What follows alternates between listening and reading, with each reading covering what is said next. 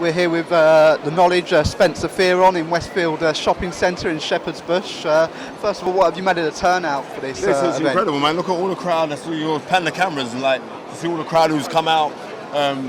It's a great fight. And look all that, look at all of that, man. That's really cool, man. And it's nice because people are supporting the sport that I love emphatically. So when I see all these people come out, regardless if you're a George Gold fan or Carl Froch fan or Anthony Joshua fan or whatever fan you are, that you're out to support, which is going to be an immense boxing event. It's going to be incredible.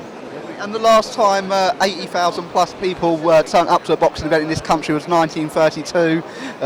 Did you ever think? Wait there. It was actually more than that. I mean, what fight are you talking about? Are you talking about Dole versus Harvey, right?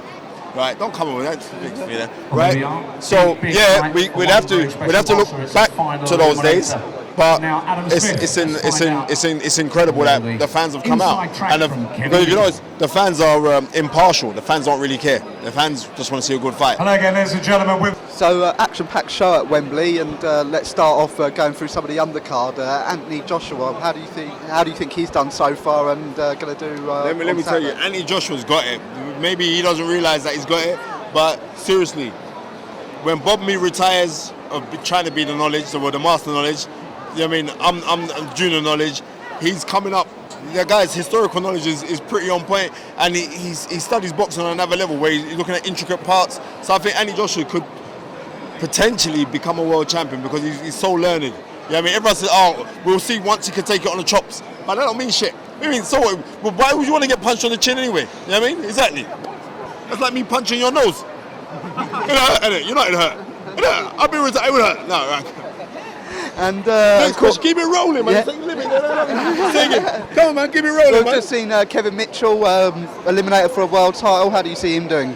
Listen, Kevin Mitchell doesn't even know he's fighting. I said to Kevin, who you fighting? He went, I don't know. You know what I mean? You don't even know the guy. You don't even know the guy who's fighting. What kind of rubbish is this, man? Like, Kevin's on a fantastic show, and I think it's more mark time and his promoters in Matchroom being favourable to him for him to just go and just do what he does, and that would be a win because I've been very impressed with Kevin. His last 2 fights that he's had with Matchroom, showing a lot of skill, a lot of skill. He's going back to his old ways of fighting, and that's got to be, you've got to give reckoning to that to Tony Sims, his trainer.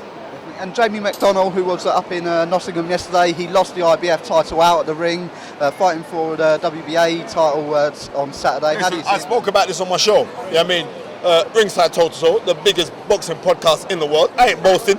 Numbers do not lie. You don't believe me? Go check that shit. These guys make me famous. I come in, everyone's, hey Spence, I don't know nobody before this shit. You know what I mean? I'm meant to be a retired doorman, but being real serious, when guys retire from boxing, what do?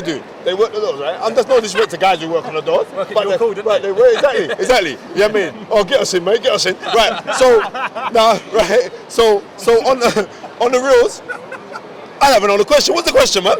Jamie McDonnell. Jamie McDonnell is very technical, a very good fighter, and he's fighting a Japanese guy, right? A Japanese guy or some. Name of the guy? What's the guy's name? He's fighting. I'm not gonna do that. Just try. Don't feel no way if you get it wrong. I get loads of shit wrong. You know what I mean? I got a 5-year contract. Yeah, I got 4 whatever, a year contract with Sky to talk boxing. So don't worry if you get it wrong. Sorry, we got edit suites and everything. Don't worry about it. But now, on the reels, he's meant to win that fight. This guy's like an unknown commodity. He's only fought out of his native country. You know what I mean? He's going to come here, and I'll tell you, you know what's going to shake up a lot of people? When you're foreign fighting, you come over to this country, to our country. Do you see this? That's patriotism, son. See that? There's 10 grand worth of patriotism there, mate. Right? When you come over here, you're going to get 80,000 people. 80.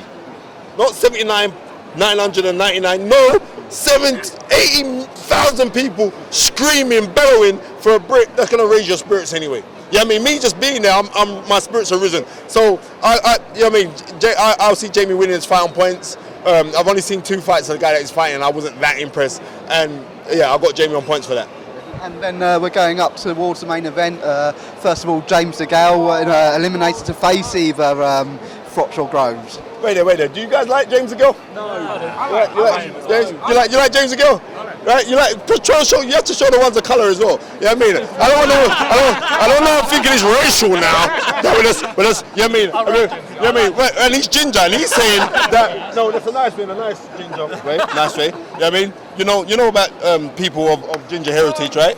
Right? You know why? Because they got a different kind of energy. So yeah, George Groves is just coming in place. Yeah, James Gill, that fight is an easy fight. That's no disrespect. And me and Virgil Hunter are very good friends. But I'm telling you, that's an easy fight for James because James Gill is a unique talent that hasn't been given the credit for his skills because his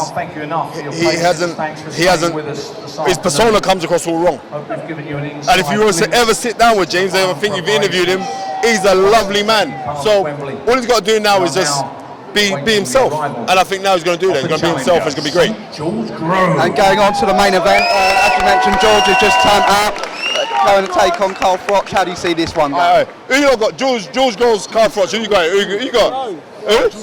Groves. Who you got? Froch late. That's real. You know what I mean? Seriously, you're a traitor to your kind. You know what I mean? You see what I'm trying to say? Just jokes, baby.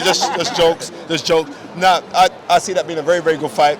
And seriously, I can't bust out my stuff because I've been told to not give any predictions about the fight. So I am saying The fans are the winners. what the fans are the winners, but tomorrow watch Ringside Toe to Toe on Sky On Demand or on iTunes. You know what I mean? And you can get it. But it's that's going to be incredible. I'm just glad to be a part of it. You know, like right, this is history here. So yeah, that's great. All right, boss.